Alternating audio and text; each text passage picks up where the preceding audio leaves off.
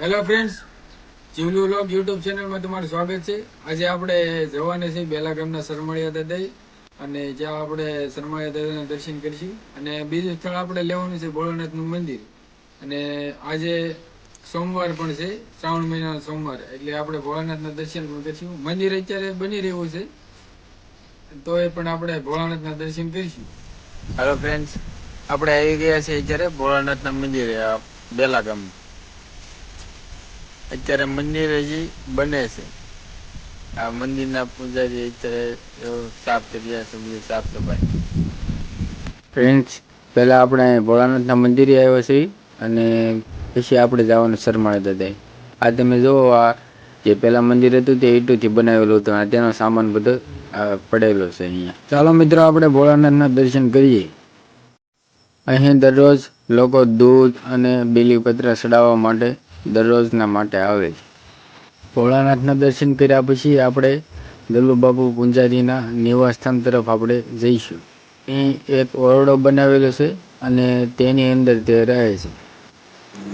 રૂમમાં સૂવા માટેની જગ્યા, ખાવા પીવા માટે વાસણોની સુવિધા છે, અને પીવાના પાણી માટે ગોળો પણ છે.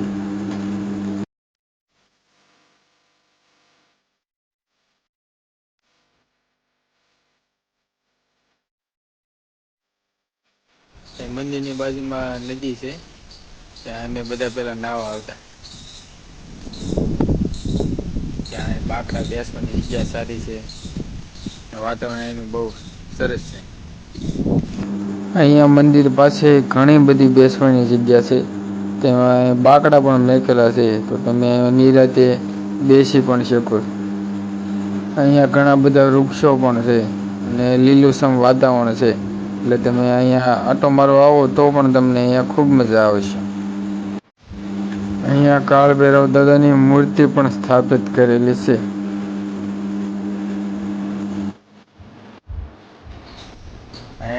નદીમાં જોવા માટે મંદિર પણ છે, અને અહીંયા અમે ગણપત દાદા પધરાવા પણ આવે. અત્યારે પણ બધા પધરાવા આવે છે ગણપતિ ઉત્સવમાં.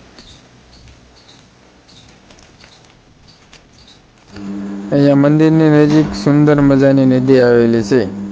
નદીમાં પહેલા ઘણા બધા લોકો નાહવા આવતા. નદીમાં મોટા પ્રમાણમાં માછલીઓ અને કાચબાઓ રહે છે. ઘણા લોકો સ્પેશિયલ માછલીઓ અને કાચબાઓને જોવા અહીંયા આવે છે. ગણેશ વિસર્જન માટે આજુબાજુના ગામથી ટોળા મોઢે લોકો અહીંયા ગણેશ વિસર્જન માટે આવે છે.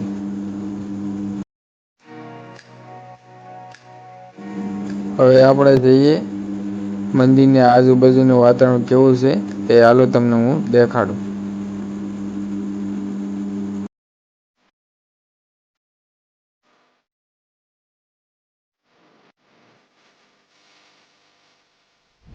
મંદિર બને છે એટલે આરસના પથ્થર અહીંયા ઘણા તમને જોવા મળશે. મંદિરનું કામકાજ આજ 2 દિવસથી બંધ છે, અત્યાર લગી ચાલુ જ હતું. વરસાદના કારણે હમણાં 2 દિવસથી બંધ છે, હવે પાછું ચાલુ કરવામાં આવશે. અહીંયા મોટો ઘટાદાર વડલો પણ છે, અને વડલાની વડવાએ નાના નાના છોકરા અહીંયા હિંચકા ખાવા બહુ આવે છે.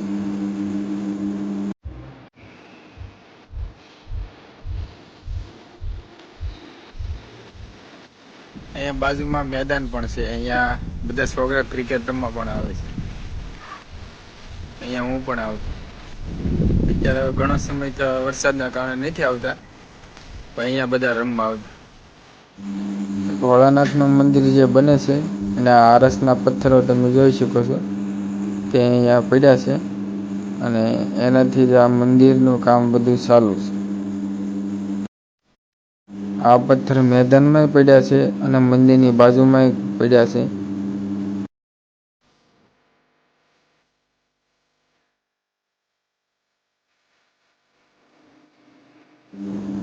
હવે આપણે નીચે તરફ જઈએ, જ્યાં નદી આવેલી છે. નદી કેવી સુંદર છે, અને તેનું સૌંદર્ય આપણે માણીએ. અને આપણે તેની નદીનો પુલ છે, ત્યાં પણ આપણે જવાનું છે, અને આપણે જઈએ હાલો.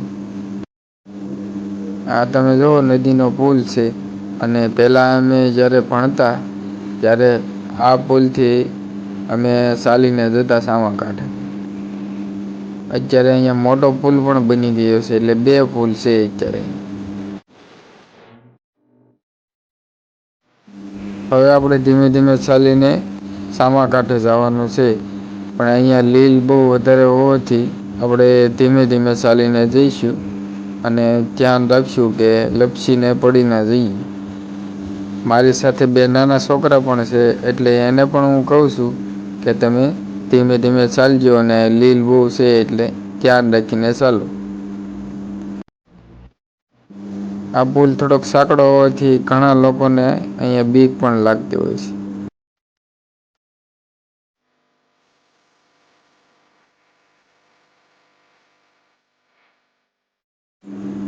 આ બંને નાહવાની તૈયારી કરતા હોય એવું મને લાગે છે. પણ અહીંયા બહુ ઊંડું હોવાથી આપણે નાહવાનું તો બંધ રાખીશું. ખાલી આપણે હાથ પગને એવું ધોઈ લઈએ.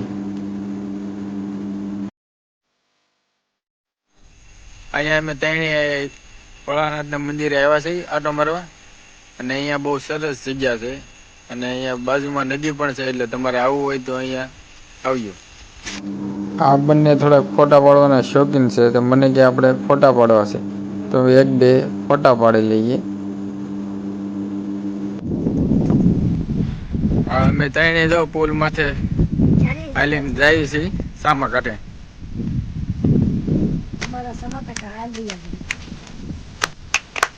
આપણે પુલની આ બીજી સાઈડ આવી ગયા છે.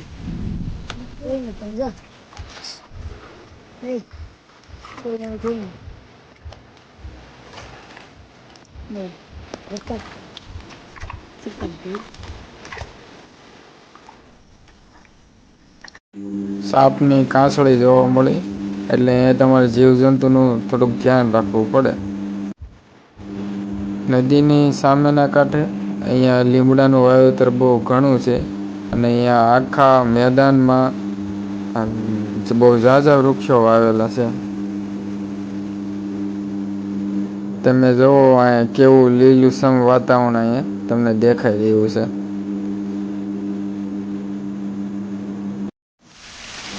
નદીમાં તમને આ વહેતું પાણી કેવું સુંદર લાગે છે તે તમે જુઓ. અને પાછા આપણે હવે મંદિરની સાઈડ આપણે આ કાંઠે પાછા આવી ગયા છીએ. હવે અમે ત્રણે ભોળાનાથના મંદિરના દર્શન કરીને હવે અમે જઈએ છીએ ઘરે.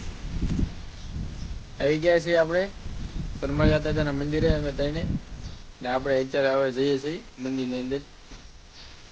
આ મંદિર છે. ખોલ દે ને.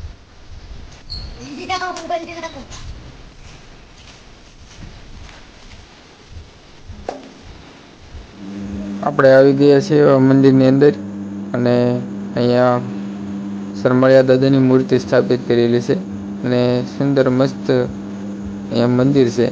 તમે અહીંયા અવશ્ય એક વખત મુલાકાત લેજો. આ મંદિર ગયા વર્ષે જ બનાવેલું છે, અને સરસ સુંદર મસ્ત મજાનું બનાવેલું છે મંદિર. અમારા ફ્રેન્ડ છે, અમને ભાઈ એ પણ આવ્યા. કામેથી ઘરે આવી રહ્યા. અમારો ફ્રેન્ડ છે, જો અત્યારે સરમાયા દાદા ઘરે આવ્યા છે પૈસા લાગવા. હેલો ફ્રેન્ડ, આ ચેનલને સબસ્ક્રાઇબ કરો, લાઈક કરો, શેર કરો અને ફોલો કરો. મંદિરની ઉપર એક મોરલો પણ છે, અને તે સવારે ટહુકા કરે છે. જો તમે સવારે વહેલા જાગતા હો તો તમને મોરલાનો અવાજ સાંભળવા મળશે. અહીંયા સુંદર મજાના બે બાકડા પણ રાખેલા છે, બેસવાની સારી એવી સુવિધા પણ અહીંયા રાખેલી છે. દરરોજ અહીંયા ઘણા લોકો અહીંયા દર્શન કરવા આવતા હોય છે, અને બેસવા પણ આવે છે નિરાતે. મંદિરની બાજુમાં અહીંયા પણ નદી આવેલી છે, અને ઘણા બધા લોકો અહીંયા નદી જોવા અને દર્શન કરવા માટે ઘણા બધા લોકો આવે છે. અહીંયાથી તમે જુઓ તો તમને ભોળાનાથનું મંદિર અહીંયાથી સામું જ દેખાય છે. લોકો તલોવટની અને ઘણી બધી માનતાઓ અહીંયા દાદાને કરવા આવે છે. લોકોની માનતા સફળ થાય છે.